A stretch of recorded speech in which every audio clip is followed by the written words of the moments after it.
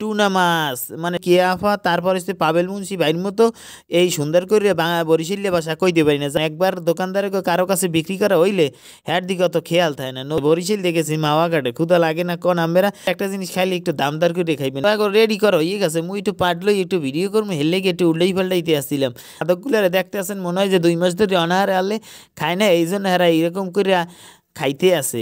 বেবাকের আসসালামু আলাইকুম। গত পর্বে আম্মেগো দেখাইছিলাম বরিশাল দিয়া মাওয়াঘাটে ভ্রমণের অভিজ্ঞতা। আইসগো আম্মেগো দেখামু যে মাওয়াঘাটে যাইয়া যে মোরা মাছ পোড়া খাইছিলাম, সরি যে মাছের বারবিকিউ খাইছিলাম, সেই অভিজ্ঞতা আম্মেগো লাগে শেয়ার করুন। তাই ভিডিওটি অবশ্যই না টানিয়ে শেষ পর্যন্ত দেখবেন মোর পেজে থাকলে, এবং একটা লাইক কমেন্ট দিয়ে যাবেন। যাই হোক মোরা যাইয়ে চিন্তা করলাম যে হুদা হুদা তো আড়া যায় না, ক্ষুদা লাগছে কিছু খাইয়ে লই। চিন্তা করলাম যে মাছের বারবিকিউ খাওয়া যায়, কি মাছ খাওয়া যায়।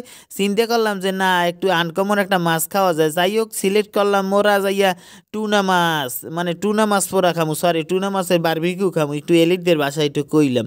যাই হোক মুই মাঝে মধ্যে বরিশাল্য ভাষা নিয়ে ভিডিও বানাই। মুই কেয়াফা তারপর হচ্ছে পাবেল মুন্সি ভাইয়ের মতো এই সুন্দর করে বরিশাল্য ভাষা কইতে পারি না। যাই হোক যেইরকম করতে গেছে আশা করি আপনাকে ভালো লাগলে এবং কিভাবে ভালো করা যায় আপনারা কিন্তু এই পরামর্শ দেবেন। আর অবশ্যই আমার এই পেজের লাগে চ্যানেলের লাগে থাকবেন। যাই হোক মোরা চাগ্য মাছ ক্যান্সেলাম এবং সাইডে মাছের দাম রাখছে মগোদারে 440 টাকা, সরি 400 টাকা, 40 টাকা কে লাগছে পরে কইতে আসি।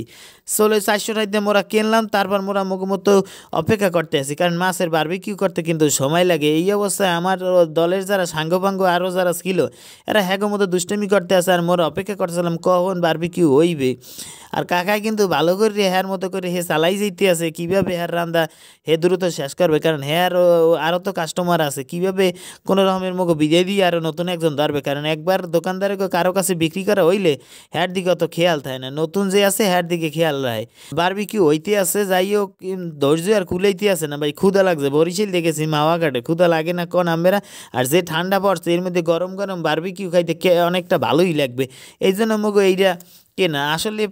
আর একটা কথা কি, এই ভ্রমণ করতে গেলে আমের একটা জিনিস খাইলে একটু দামদার করে খাইবেন। এই বারবিকিউ তারপর যেগুলো আর কি দামদার করা যায় ওই ধরনের খাবার দামদার করিয়ে খাইবেন, হেলে যেতে পারবেন, আর নাহলে কিন্তু ঠকে যাইবেন।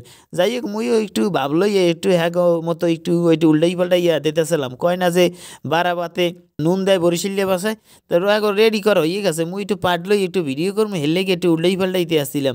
যাই হোক মগো ওই বারবিকিউ করা শেষ হয়ে গেছে এবং মগো ক্ষুদাও লাগছে। মোরা ওই 40 টাকা কে লাগছিল হ্যাঁ একটু কই সাইড দিয়ে আবার একটু লুচি অর্ডার করছিলাম, ওই লেগে একটু খাইতে হবে। যাই হোক এই খাদকগুলো দেখতে আসেন মনে হয় যে 2 মাস ধরে অনাহারে আনলে খায় না, এই জন্য এরা এরকম করে খাইতে আছে। আরে এমন একটা ভাব লইতে আছে যে কি না কি হয়ে গেছে। যাই হোক আমি খাইলাম, স্বাদ মোটামুটি ছিল, আহামরি ভালো ছিল না।